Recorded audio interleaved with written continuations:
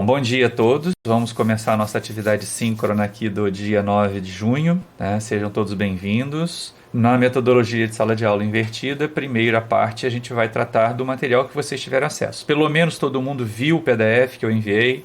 Tem que baixar o PDF e acompanhar o vídeo com o PDF, né? Que é aquilo que está a apresentação.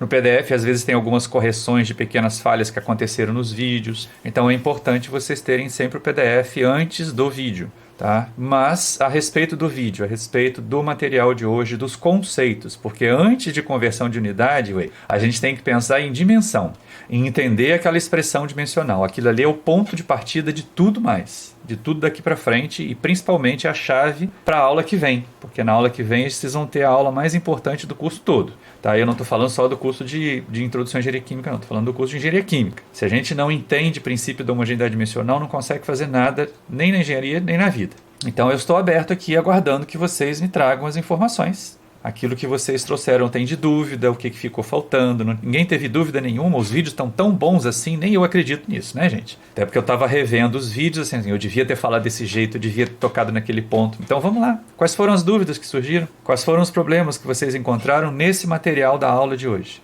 Se ninguém falar, vai ser uma coisa bem complicada essa aula, viu?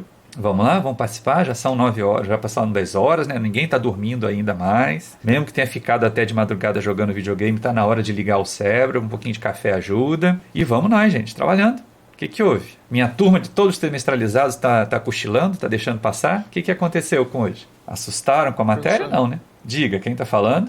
Eu não entendo, Douglas. Eu não entendi muito bem aquele negócio da Libra Força lá que... Isso é lá na frente, né? O GC. Mas vamos a algumas coisas que você pode não ter entendido antes. Bom, como ninguém trouxe nada, eu vou trazer a apresentação de novo aqui pra gente, mas já a partir de um determinado ponto. Todo mundo entendeu o conceito de dimensão? Hein, gente? Sim. Porque isso é muito importante, né? Se a gente não entende... Então, olha só, eu vou abrir aqui justamente no slide que a gente trata disso e vou compartilhar a tela com vocês. Então, essa tela aqui que fala de grandeza dimensional e adimensional é a tela que vocês, né, devem ter tido mais dúvida. Isso aqui é o que a gente chama de expressão dimensional, vocês estão vendo? Tá, deixa eu ver se eu consigo, com a caneta da mesa digitalizadora, fazer algumas marcações aqui, mas com muito cuidado, que a mesa digitalizadora hoje também resolveu dar um crack, dar um chilique. Deixa eu achar onde eu estou. Isso. Vocês estão vendo aqui, ó, a expressão dimensional? Toda grandeza pode ser escrita desse jeito, tá? Todas elas.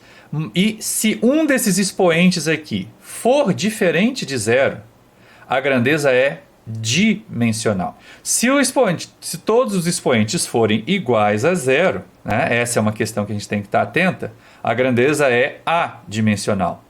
E aí você tem várias dessas situações, a gente colocou esse slide aqui, ó, da fração mássica, do número de Reynolds. Vocês conseguiram pesquisar lá, ver o que é número de Reynolds, gente? Vamos ver a expressão dimensional dele? Então, olha só. Voltando aqui para a tela, vocês estão vendo, né? Estão acompanhando. O número de Reynolds, ele é definido em um tubo de seção circular, né? Como o diâmetro do tubo, vezes a velocidade média do fluido no escoamento, vezes a massa específica, dividido pela viscosidade do material. Aí vem a questão das representações dimensionais. Tá? Quando eu falo de representação dimensional, o que eu estou falando? Eu estou falando, né, daquilo que está entre colchete, massa elevado a A, comprimento elevado a B, tempo elevado a C, temperatura elevada a D e outras mais se a gente tiver. Tá? Quando eu falo de unidades, aí sim eu estou falando de grama, de centímetro, de metro, de grau Celsius, de Kelvin, de grau Fahrenheit. Entenderam isso?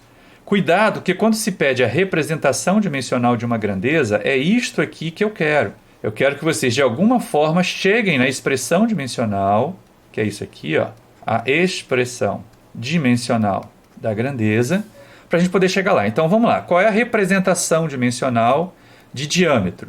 Hein, gente? Agora eu preciso de vocês. Diâmetro entre colchete, letra maiúscula, qual é a única letrinha que aparece aqui? Hein? L, comprimento. Muito bem. Qual é a representação dimensional... Opa, ficou feio, né? Deixa eu apagar esse negócio aqui que não é fácil, tá? Então, qual é a representação dimensional da velocidade média do fluido no escoamento? Em termos de dimensões básicas. Vai ser o quê? Velocidade é o quê? Qual é a Está dimensão? sobre tempo. Isso. Então, sobre tempo vai ser tempo a menos Menos 1. 1. Isso. O que é massa específica? Vocês viram isso no vídeo. Massa específica é massa por volume. Dividido por volume, então vai ser LA Menos L é o 3. cu. menos 3. E aí eu não sei se vocês conseguiram achar, mas tinha lá naquela tabela de vocês, viscosidade é massa por comprimento, então L a menos 1, por tempo. Tempo a menos 1. Então vamos montar aqui a expressão dimensional do número de Reynolds. A gente sabe que Reynolds tem que ter expressão dimensional, massa elevado a zero, comprimento elevado a zero, tempo elevado a zero, temperatura elevada a zero. Para nossa felicidade, não tem temperatura em nenhuma das grandezas que formam o número de Reynolds, então a gente não precisa nem se preocupar com ela, né? Não é isso? Mas olha só, então, agora isso aqui é definido como sendo, né, D vezes V vezes ρ dividido por μ. É L. V, L, T a menos 1. Rho, massa, L a menos 3. E 1 sobre μ. 1 sobre μ é o que, gente? Como é que a gente escreve 1 sobre μ aqui? Mi elevado a menos 1. Isso, ou M a menos 1, LT, não é? É só elevar a menos 1 aquilo ali. Botar 1 sobre μ é fazer a inversão dos sinais lá, dos coeficientes, dos sinais dos coeficientes da grandeza. Tudo bem? Então, olha só. No número de Reynolds, então, eu tenho L. Agora, deixa eu ver se eu consigo trocar de cor aqui para facilitar a vida de vocês. Minha caneta agora vai ficar azul, tá bom? Então, olha só. L vezes L dá o quê? L é o cu. Vezes L a menos 3, 0. 1. L é 0, Menos 0. tá? Massa vezes massa menos 1, 0 também. massa 0. Tempo vezes tempo a menos 1, tempo a 0. Por isso, Reynolds é adimensional, certo? Deu para entender isso? E se a gente quisesse outra coisa? Deixa eu ver se eu consigo mais espaço aqui, tá? Se eu quisesse, por exemplo, uma grandeza que fosse... Deixa eu trocar de caneta aqui de novo. Hoje vai ser mais lento por causa dessas trocas aqui, tá bom? Mas não tenho muita saída. Não consegui reconfigurar a mesa hoje nem rezando, tá? Vamos pensar numa grandeza que vocês têm aí... Ah, sim. A vazão mássica. Isso aqui é vazão mássica de uma determinada corrente, tá? Vazão mássica, então, vai ter dimensão de quê? Tudo que a gente chamar de vazão vai ser alguma coisa por tempo, né? Grandeza dimensional ou adimensional? Dimensional. Dimensional. E a fração mássica, que é o ômega IJ, vamos pensar aqui, ó, isso aqui é vazão IJ, que é a vazão mássica do componente J na corrente I. Se vocês pensarem no problema no exercício inicial, vocês vão ver várias correntes que a gente numerou e vai precisar de muitas situações ali em que a gente vai ter, no caso de vocês lá, fração molar e aqui fração mássica. Fração mássica do componente J, como vocês viram lá, é a massa do componente J dividido pela massa total da mistura I. Ou seja, massa vezes massa menos 1 deu massa a 0, tá? Representação dimensional, entenderam isso? Representação dimensional, eu estou lidando com essas letras maiúsculas em colchetes. Estou dizendo qual é o tipo de grandeza, qual é o tipo de situação que eu tenho ali. Deu para entender? Como é diferente de unidade, que se eu pedir dimensão e vocês me derem unidade, vai estar errado? Por que a unidade vai estar errada se pedir dimensão e der unidade? Deixa eu voltar lá para a sala. Posso parar aqui a apresentação, gente? Sim. Tá. Então, por que vai dar errado? Se eu pedir a representação dimensional e vocês me derem a unidade. A unidade só serve para quê? Quantificar. Isso, só serve para quantificar em um determinado sistema, não é?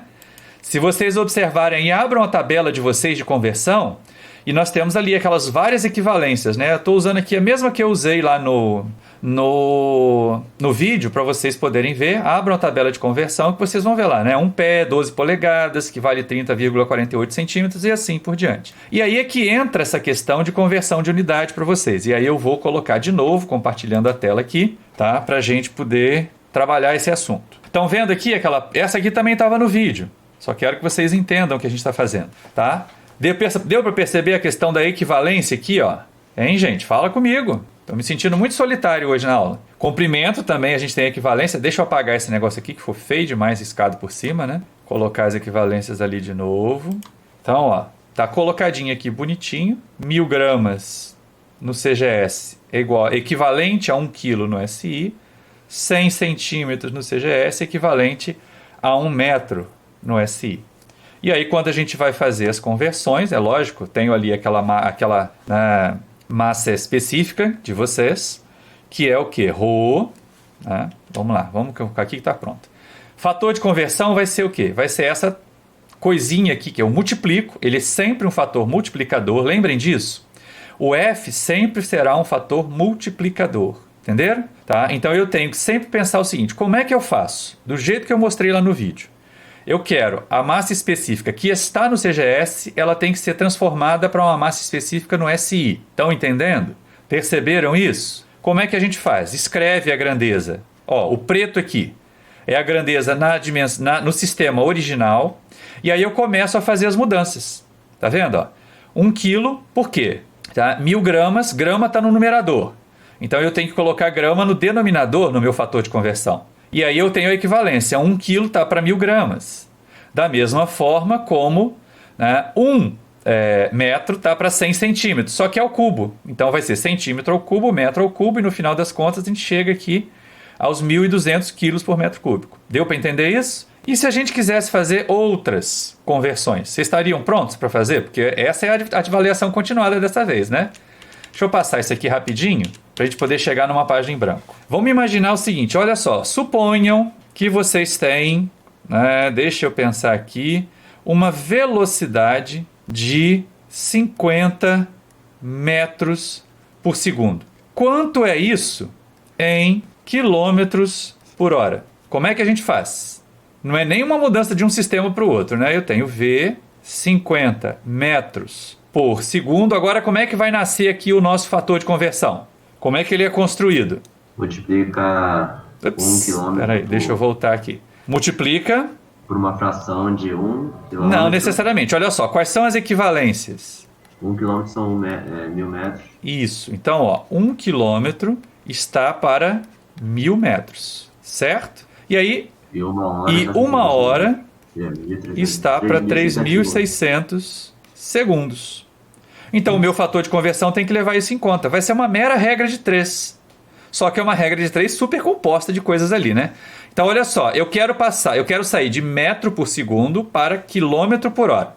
Então, metro está no numerador aqui. No meu fator de conversão, ele tem que aparecer onde? No denominador. Então, a equivalência é 1000 metros, 1 quilômetro, certo? Vezes, aqui já vai fazer a conversão do comprimento. Agora, olha só, o tempo em segundos está no denominador. Então, segundo tem que aparecer onde no meu fator de conversão? No numerador. Então, aqui vai ser o quê? 3.600 segundos dividido por 1 hora. O que a gente faz? Cancela metro com metro, cancela segundo com segundo. E aí, olha só que bonitinho, né? O 1000 aqui vai dar, no final das contas, 3,6. E eu vou multiplicar 50 por 3,6. Quem tem uma calculadora aí? Quilômetros por hora. Entenderam isso? O que é o fator de conversão, então? Se eu pedisse para vocês escreverem, seria isso aqui, ó. Esse aqui é o nosso fator de conversão. O nosso fator de conversão é 1 quilômetro dividido por 1000 metros vezes 3.600 segundos dividido por 1 hora. E a mesma coisa com todas as outras conversões que vocês tiverem para fazer aí, tá bom? Lembra que isso aqui é 1, tá? Deixa eu colocar aqui, 1 hora. Nossa, ficou parecendo um 7. Calma, deixa eu apagar. Como é difícil. É porque o meu botão de cima não está funcionando como apagador. Não tá. Então, deixa eu dar um escape aqui. Voltar lá na borracha. Na minha configuração anterior da mesa digitalizadora, o meu botãozinho de cima da caneta era o apagador, era a borracha. Agora não está funcionando. Mas a gente vai mais devagar, mas vai. É bom que tem mais corte para fazer. 1 hora. Tudo bem? Compreendido isso? Estão aptos a fazer outras conversões e tudo mais? Então agora olha só, falta uma questão que vocês vão ver acontecer. Se eu tiver, por exemplo, uma capacidade calorífica, vamos imaginar, e aí vocês têm isso e vocês vão ver isso acontecer na avaliação continuada, que a gente tem um CP, uma capacidade calorífica de 1.200 joules por quilograma grau Celsius. E a gente quer expressar isso aqui em caloria por grama Kelvin, tá? Lembra que Kelvin não tem grau. Kelvin é só o K maiúsculo. Tudo bem? Quais são as equivalências? Agora eu não estou com a tabela, eu preciso de vocês. Tá? 1 joule está para quantas calorias? 4 calorias. Quanto? 4. Não é 4 só não. 4, alguma coisa, então. Então dá uma olhada para mim, eu preciso dela precisa. Não adianta sair arredondando. Engenheiro não sai fazendo esses arredondamentos malucos, não. Joule para caloria. As equivalências joule e caloria. Hein? É 4 o quê? 1 joule está para... 4,2? Gente, é só vocês olharem na tabela aí, né? Deixa eu conferir aqui. Já que estão tendo dificuldade para conferir na tabela, deixa que eu confiro. Deixa eu achar aqui o meu PDF, tá aqui. 4,186. Oi? Energia.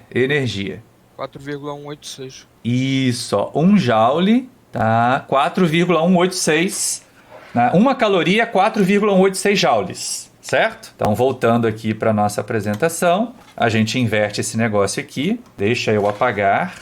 E a gente tem, então, 4,186. Opa, 6 joules é equivalente a 1 ou 1 caloria, certo? Aí o resto a gente já sabe, né? 1000 gramas, aliás, deixa eu fazer diferente. 1000 gramas, não tem problema não. É equivalente a 1 quilograma. E aí vai ficar faltando Kelvin para Celsius. Só que tem uma questão, olha só. Essa unidade aqui, joule, está em qual sistema de unidades? SI, certo? Caloria nem é sistema algum, né? É uma unidade avulsa, vamos colocar assim. Ela não é parte de nenhum sistema. Grama está aqui no CGS e quilo está no SI.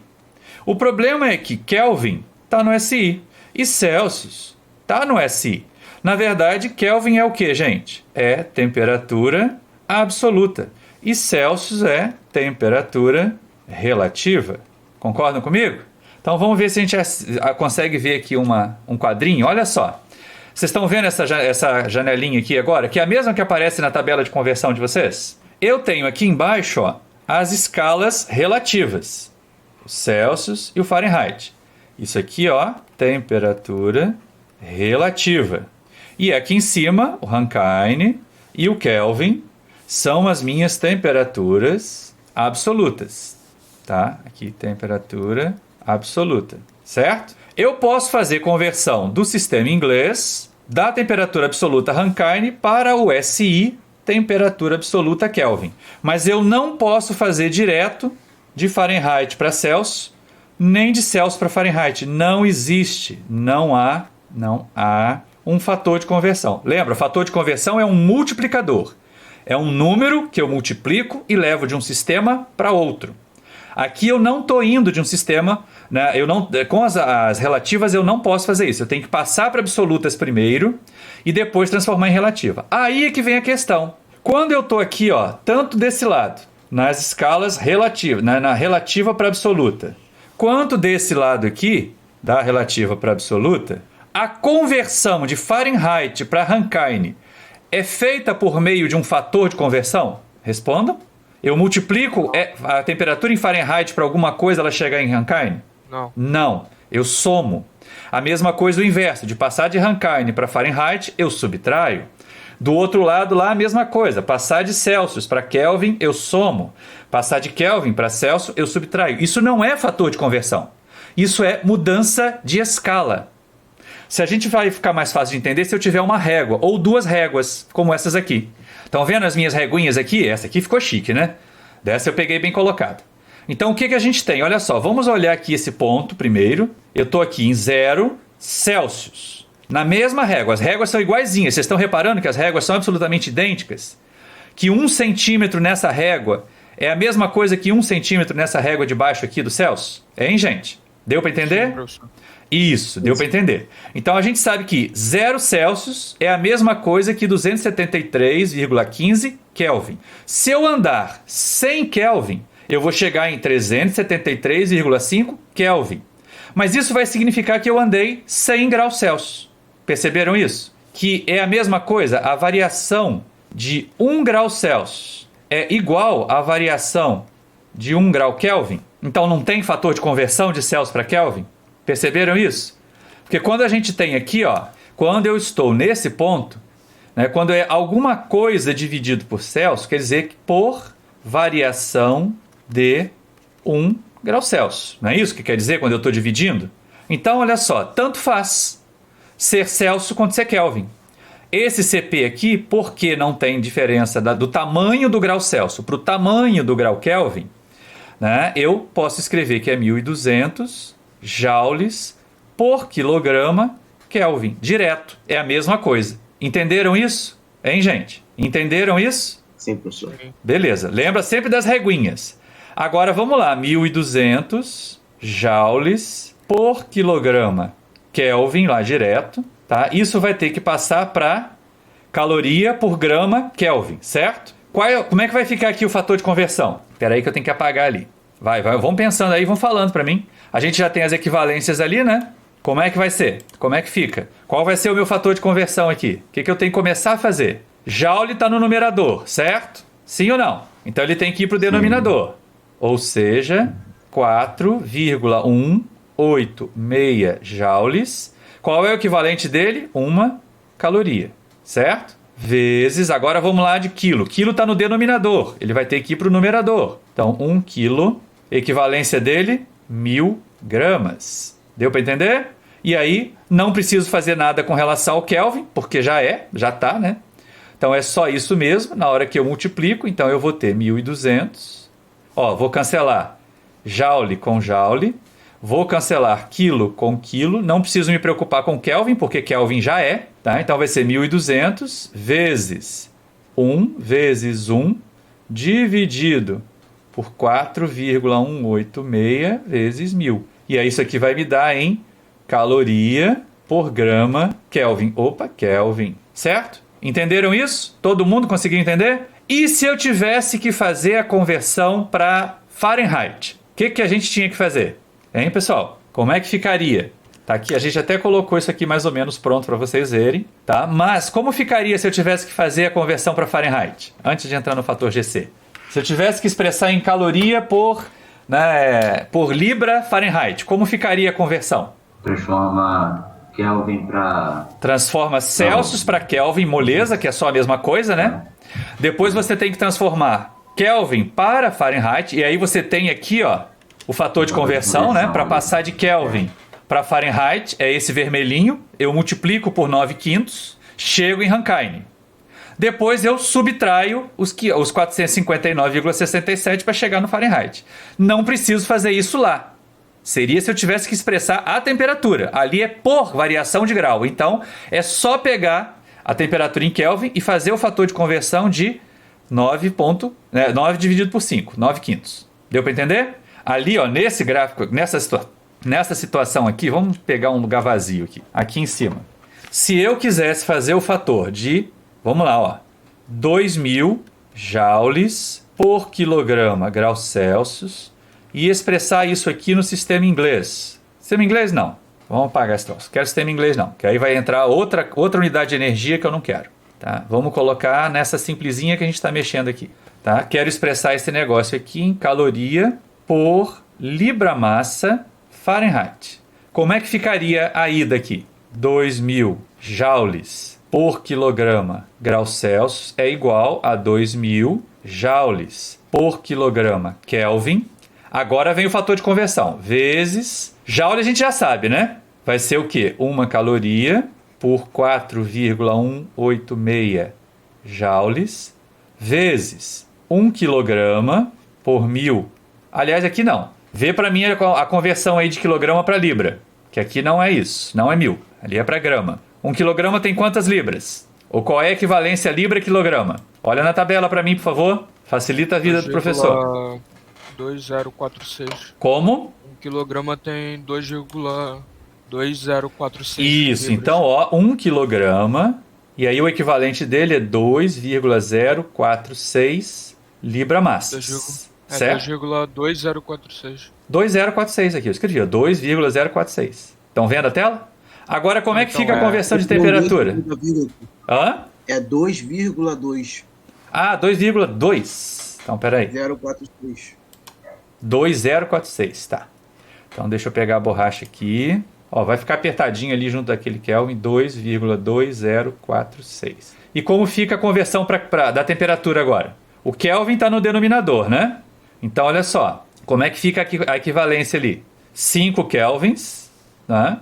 Na verdade, olha para cá, né? Vamos ver aqui. Tá? O que a gente sabe?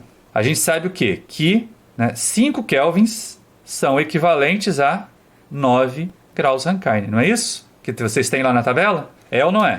Dá uma olhada lá. Sim. É isso, né? Sim, sim. Então a gente vai ter que usar essas equivalências, certo? Nós vamos fazer o quê? Nós vamos botar... Ui, tô aqui, tá? Então, 5 Kelvin, 9... Aliás, é o contrário, né? Não, é isso mesmo, tá certo. 9... Eita, 9 Rankine. Difícil fazer uma bolinha ali, hein? Habilidade 0 com a mesa. Pronto, consegui. Certo? E aí faz a conversão. Tudo bem com relação a isso? Eu acho que agora vocês conseguem fazer todos os exercícios da avaliação continuada. Tudo bem? Vamos lá. Fator de conversão GC. Quem é que teve dúvida sobre isso? Aqui a gente vai seguir com o slide mesmo. Quem me perguntou sobre o GC? Foi uma menina. Quem foi? Eu que perguntei, professor. Ah, foi você também? Bom, GC é uma invenção de doido só para poder ajustar o sistema inglês. Por quê? Muitas unidades derivadas, muitas dimensões derivadas têm unidades que são homenagem. Um exemplo típico é disso aqui, ó. Força no CGS é Dina, tá? A mesma coisa a gente vai encontrar no SI, tá? Massa é quilo, comprimento é metro, tempo é segundo e a unidade de força é Newton. E no sistema inglês, massa é libra-massa, pé é o comprimento e tempo é segundo, mas a força é libra-força, tá? E aí é a questão diferente. Para ficar diferente do fator de conversão, o GC é um divisor. Tá? E ele ajusta internamente, ele só muda dentro do mesmo sistema, vocês repararam isso? Lá no vídeo, o que eu coloquei para vocês? A segunda lei de Newton, facinho, né? Aquilo que vocês aprenderam lá no ensino médio. Força é massa vezes aceleração. Não é tanto assim, né? Mas a gente viu a definição no SI de que 1 Newton é resultado da multiplicação de 1 kg por uma aceleração de 1 metro por segundo ao quadrado. Isso é ensino médio, não é? Hein, gente? Sim ou não? Sim. Pois é. 1 Dina é o resultado da multiplicação de 1 grama vezes 1 centímetro por segundo ao quadrado. Ensino médio. O problema é que 1 libra-força não é 1 libra-massa vezes 1 pé por segundo ao quadrado. Tá? O sistema inglês, eles definiram a unidade de força deles, né, com base no peso de 1 libra-massa. Então, 1 libra-força pesa, né, ou 1 libra-massa pesa exatamente 1 libra-força. Foi só por isso que teve que nascer o GC. E aí o GC aparece aqui como um fator de correção dentro do próprio sistema, dentro do próprio sistema de unidades. Tá? O GC não sai de um sistema para o outro. Ele é dentro do próprio... E vocês só vão se preocupar com o GC no sistema inglês. Vamos ver lá para frente. O próximo slide, porque olha só, o GC no SI vale 1. Né? É 1 kg vezes metro por segundo ao quadrado dividido por 1 Newton. O GC do CGS vale 1. É 1 grama vezes centímetro por segundo ao quadrado dividido por 1 Dina. No sistema inglês é que não é. No sistema inglês é esse negócio aqui, ó. Né? O GC é 32,174 libra-massa vezes pé por segundo ao quadrado dividido por libra-força. Por quê? Só para garantir que 1 libra-massa tenha peso igual a 1 libra-força. Porque a aceleração da gravidade ao nível do mar ali naquela região é 32,174 libra-massa pé por segundo... libra-massa não. Pé por segundo ao quadrado. Aliás, tira esse libra-massa daí, tá vendo? Eu já achei mais um erro na nossa digitação aqui. É só pé por segundo ao quadrado. Então é só por causa disso que apareceu o GC. Só se preocupem com o GC no sistema inglês. Porque olha só, quando a gente está no SI, vai cancelar. É tudo 1. Quando a gente está no CGS, vai cancelar. É tudo 1. E aí, 1 kg pesa 9,8 newtons. 1 grama pesa 980 Dina. Mas 1 libra-massa pesa 1 libra-força. Só por causa disso. Só para cancelar o 32,174 com 32,174 daqui. Perceberam isso? Entenderam, gente? E assim a gente finaliza. Mais alguma observação? Mais alguma dúvida? A aula de hoje é basicamente trabalhar a questão de conversão de unidades. Estou de volta com vocês aqui na nossa sala. Agora sim, está faltando um ainda nessa turma, não chegou todo mundo. Posso fazer nada, né? Vamos fazer a chamada? Hein, pessoal? Alguém tem mais alguma coisa a perguntar? Mais alguma dúvida? Hein, gente? Não? Podemos fazer chamada? Então vamos lá. Preferencialmente resposta no áudio, tá bom? Tuane pediu para avisar que a luz dela caiu. Eita, fé, chuva. Professor, caiu, mas voltou. Aí eu tô aqui de novo. Tá bom, então vai responder. Professor, vou entrar pelo celular, pois pelo computador meu microfone não funciona. Perfeito, Melk, faça isso. Vai demorar para chegar em você. Camila Pereira. Camila Pereira. Você botou bom dia ali, minha filha. Não dá para você falar, não? Camila Pereira. Eu acho que ela tá no trabalho, professor. Ah, então pelo menos... Aí é que tá, né? Trabalho no horário da aula, gente. Não vai dar certo, né? Então, ó, eu chamei, não respondeu, falta. Camila Farias.